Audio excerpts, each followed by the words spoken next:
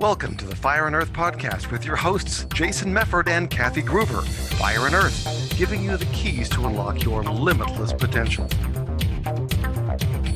Welcome to another episode of the Fire and Earth podcast. I'm your co-host, Jason Mefford. And I am Kathy Gruber, and today we have a very special guest. So Jason and I, as you could tell, we're in the same outfits we were the last time you watched the show, probably. We do a bunch of episodes at once, and we were taking a quick little bio break.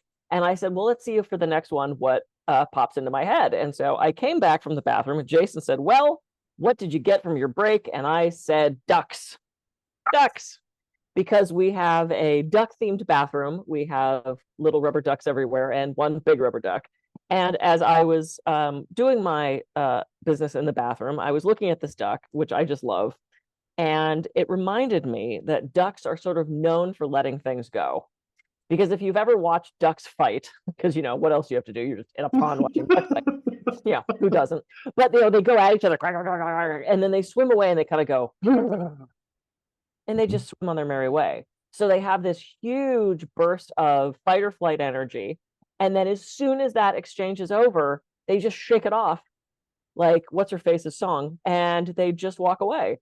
Well, float away, swim away. And it's we can learn from that, right? Be a duck. You know, it's the water off the back kind of thing is the other thing that comes with ducks. So ducks are kind of known to be this sort of like, let it go, don't hold a grudge kind of animal. So that's what it reminded me of. So ducks.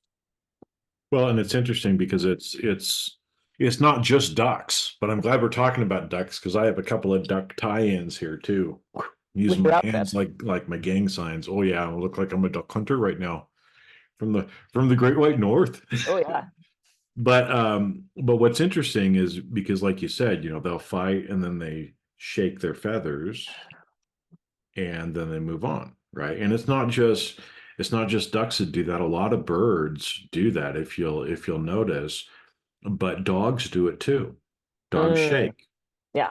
So especially after there's been a traumatic sort of thing for them or something that's emotionally charged, dogs will shake to shake it off as well. So as an example, I took the dog out walking.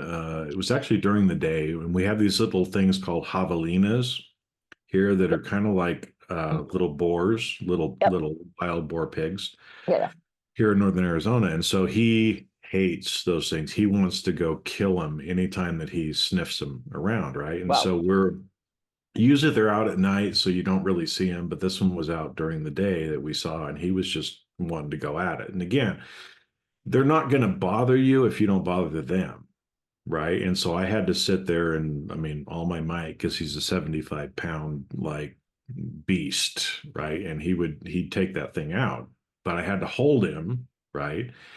And so everything in him was like, no, daddy, I'm going to protect us. I'm going to kill that motherfucker, right? Is what's going on in his mind, because that's his instinct as a dog of what he wants to do from a protection standpoint. Yep. So I'm like, no, you know, hold, right? You know, relax, ignore all the different little commands, right? And you could see even still, like the whole way home, he was like, right, sniffing it out like, yeah, he was right here too. And we get back to the porch. We get up on the porch. He shakes. Good shake, buddy. Good shake. He shook it off, right? Because again, but as humans, we don't tend to do that. We tend to try to internalize it. We tend to let it go in. Can we be like a dog and shake it off? Can we be like a duck, shake our feathers, right? In fact, shake your feathers is one of the things that my mentor has taught me too, right? He uses that example of birds because he had some experiences like that too in his life, where he's seen that and has kind of used that as a teaching as well for shake your feathers, shake your feathers and move on, you know, sort of a thing. But I think it's interesting too. So you had the big rubber ducky, right? And so again, Sesame Street, Ernie, rubber ducky, you're the one. You make bad time so fun, or whatever, right? So what was funny is when I traveled a lot doing training, I would take little rubber duckies, like small ones, with me, and I'd give them away as like prizes to people, or you know. So interesting tie-in there. And then just recently, I've been eating more duck. Duck Never is really tasty. eaten duck in my life. Didn't think that I liked it, but we ordered like 6 ducks through Costco. It was pretty cheap, Oh, to do it. That's actually pretty good way to go. But I actually really like duck. And you know what is amazing is duck fat, yes. right? And so for like, half the price of the duck, or maybe 2/3, if you went to the store and bought a little thing of duck fat, we just make our own duck fat. And it is so, so good, like on Yep. bread and everything else. Oh, well, Anyway, duck fat fries and oh yeah, yeah, yeah. oh yeah. So anyway, so ducks, Yeah. So right? what came to me, because I love the stream of conscious thing, what came to me when you were talking about the dog, right? And how he like so wanted to do it, and how humans tend to internalize this stuff, and animals are just like, okay, I'm done. So we have multiple forms of stress response, right? And so let's say we're driving on the freeway and someone cuts us off, and we have to have this very quick reaction. We slam on the brakes, we maybe get out of the guy's way. That is a very legit response. It's that fight or flight response that we are trained to do, that keeps us alive, that keeps us protected, that has allowed us to evolve to this point that we are now as a species, as an animal. That's great. That fades away within seconds.